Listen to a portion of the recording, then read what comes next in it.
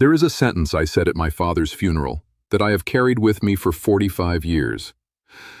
Most people think the hardest part of losing a parent is the loss itself. I used to think that too. What I have learned, decades later, is that sometimes the hardest part is what we said, or did not say, in the narrow window when it still could have mattered. My name is Harold. I am 84 years old. My heart is running at 38%. And today I want to share 5 things about my father's funeral that I would change, if I could somehow have that day back. Before we continue, if you have ever walked away from a difficult day wishing you had said something differently, please like this video, because almost everyone carries at least one moment like this. Let's begin with the first thing. I would not have said, "He's in a better place," to my mother. I said it instinctively, the way people reach for familiar phrases when they do not know what else to offer. My mother looked at me, quietly, and said, "Don't tell me where he is, Harold. Just stay here with me." I have never forgotten how small that exchange made me feel. Not because she meant to hurt me, but because she was right. I had reached for comfort that served me more than her. Here is the second thing. I would not have rushed through my own eulogy. I wrote it the night before, nervous and overwhelmed, and when I stood up to deliver it, I spoke quickly, almost mechanically, eager to sit back down before my composure broke completely.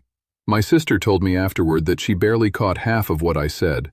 I had rushed through the one chance I had to say, publicly, who my father actually was to me, and I let nervousness steal most of it. I want to return to this one for a moment because the actual content of that rushed eulogy still bothers me more than the rushing itself. In the version I wrote the night before, there was a paragraph about my father teaching me to drive. A single Saturday morning in a church parking lot, when he was more patient with me than he was with almost anything else in his life. I had planned to tell that story slowly, to let people actually picture it. Instead, I compressed it into a single, rushed sentence, somewhere in the middle of everything else. And I watched several people in the front row glance at each other, unsure whether something significant had just been said or not. My sister told me, years later, that she had wanted to ask me to slow down, to start over, but felt it would have been strange to interrupt a eulogy. So she sat there, watching the best story about our father disappear into a blur of nervous words, and said nothing. I think about that compressed sentence often.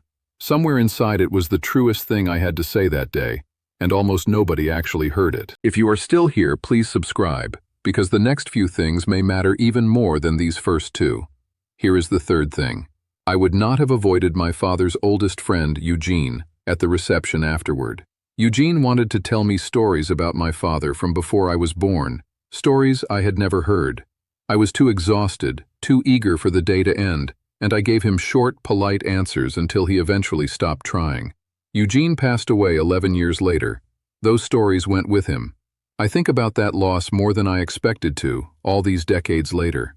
I want to add more to this one as well, because Eugene deserves more than a passing mention. He had known my father since they were both 19 years old, working summers at the same lumber yard before either of them had families of their own.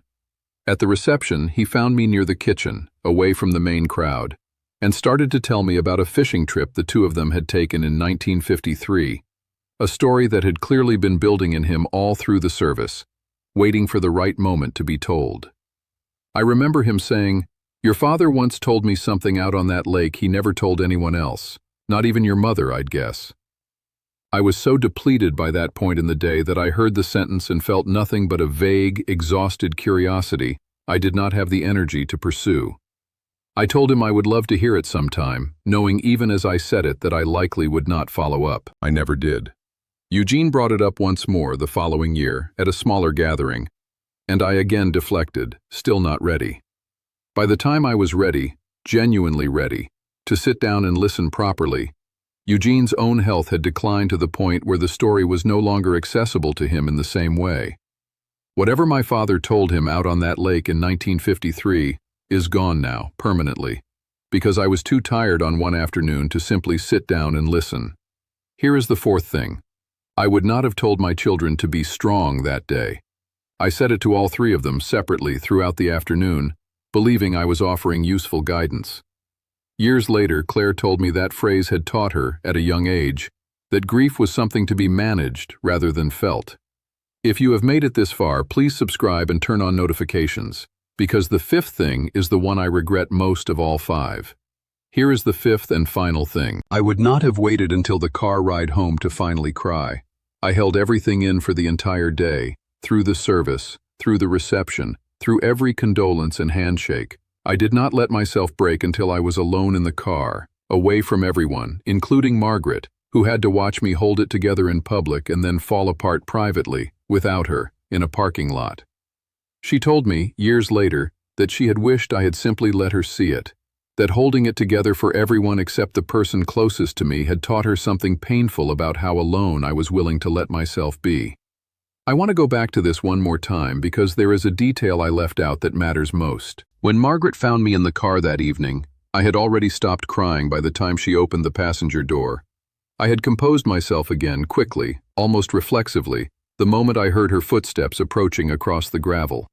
She sat down beside me anyway, even though by then there was nothing visible left for her to see. She did not ask if I was all right.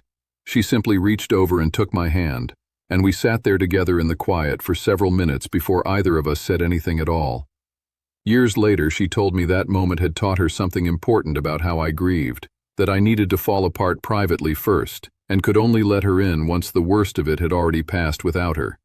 She said she had made her peace with that pattern over the decades, but she had always wished, quietly, that I had trusted her enough to let her witness the actual falling apart, not just the aftermath of it. I think about that gravel parking lot often now, not because anything dramatic happened there, because it taught me, far too late, the precise difference between being comforted and simply being witnessed, and how much I had been avoiding the second one for most of my life.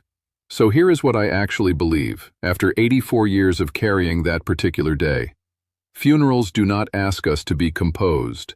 We ask that of ourselves, usually because we are more afraid of being seen struggling than we are of the grief itself. Now tell me in the comments, is there something about a difficult day in your own life that you would go back and change if you could? I read every single comment and I would really like to know. I am Harold, and there is more to say. I will say it.